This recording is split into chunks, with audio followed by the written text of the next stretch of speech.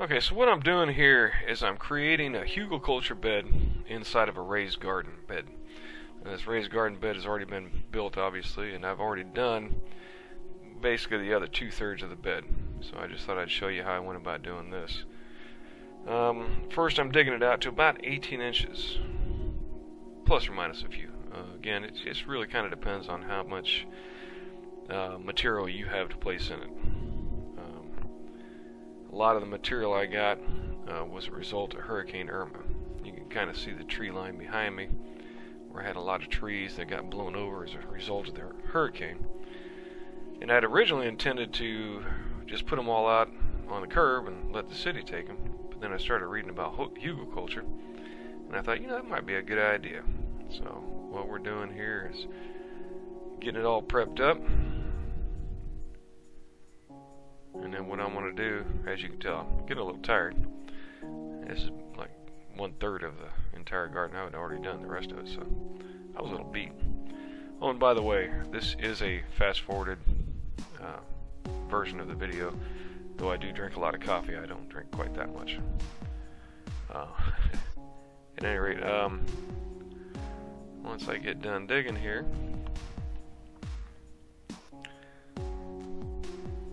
part of what I wanted to do once I got it dug out, I went ahead and raked it all out, got it somewhat smooth. Obviously you don't need to have it completely smooth. That's really not the whole idea of this. Just enough to where you can kind of, I don't know, I guess I'm a neat freak in that way. I just wanted it to where it laid out a little bit better. Man, I work fast.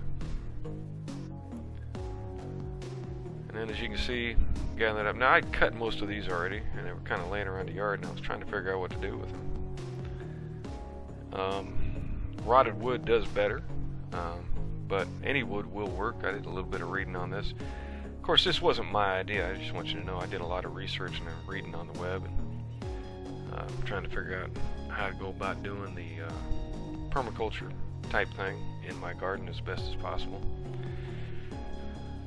So all different sizes of wood. The key is just to get as much material in there as possible so that it can rot and break down and improve the soil. Now, as I've stated in other videos, while my soil isn't the worst ever, it's a Florida soil. We're up here in the northern part of Jacksonville, Duval County, and it's a lot of sand.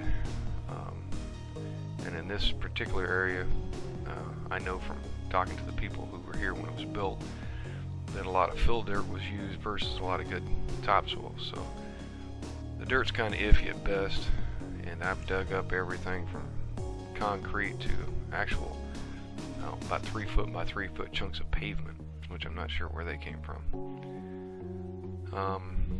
You can't really see in this video too well, but in the back I've got a huge pile of just various different types of brush and trees that have been cut down, and that's a lot of what's going into here. And I suppose I should give credit to the music. The music was created by my son-in-law, Matthew Vigo, who is quite the artist. Now once again, you don't have to lay it out in any particular pattern, and in fact in the actual Hugelkultur, what they do is they lay it up into a mound. The length of the logs is really completely dependent upon you.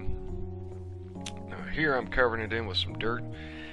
Not that it has to be done that way, because eventually the dirt will make it down to the logs, but I wanted it to fill in the spaces between the logs so that my garden didn't sink too terrible much. I don't want to end up with just logs sticking out and no dirt above it. And I believe, yep, right about here. Of course, my wife and my youngest daughter had to make a cameo, just to make sure everything's all clear. I did not pay them for this cameo. Alright. That's my wife right there. And of course, you notice she didn't do any work.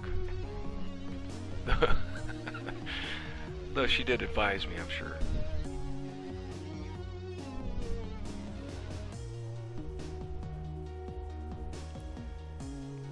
Now, it is my intention eventually to do some more of this.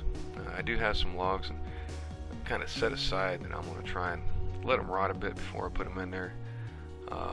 You can tell if you look in the back, just behind the gazebo, which I made, by the way.